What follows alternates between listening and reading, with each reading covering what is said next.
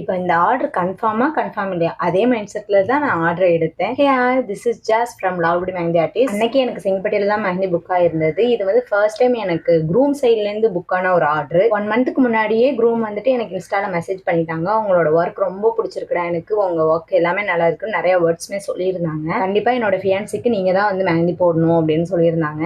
நான் அது வரையுமே வந்துட்டு என்னை கலாய்க்கிறாங்க, விளையாடுறாங்க அப்படின்னு தான் நினைச்சிட்டு இருந்தேன். மெஹந்தி டேட் வரை என்கிட்ட வந்து பிரைடு பேசவே இல்லை. ஸோ அதனால எனக்கு கன்ஃபார்ம்னே ஒரு மைண்டே வரல. மெஹந்தி டேட் அன்னைக்கு தான் பிரைடு வந்து எனக்கு மெசேஜே பண்ணாங்க. அப்பதான் எனக்கு ரிலீஃபா இருந்தது. நான் பிரைடோட வீட்டுக்கு ரீச் ஆனதுக்கப்புறம் நான் நினைச்சதுக்கு அப்படியே ஆப்போசிட்டா அவங்க வீட்டு போன மாதிரியே நான் அவ்வளோ நல்லா பார்த்துக்கிட்டாங்க. 1 hour வெயிட் பண்ணி என்னை பஸ்ஸுமே ஏற்றி விட்டுட்டு போனாங்க. வீட்டுக்கு வந்துமே நான் வீட்டில் இருக்கவங்க எல்லாருக்கிட்டயுமே சொன்னேன், அவ்வளோ நல்லா பார்த்துக்கிட்டாங்க அவங்க வீட்டு ஃபேமிலி மாதிரி அப்படின்னு.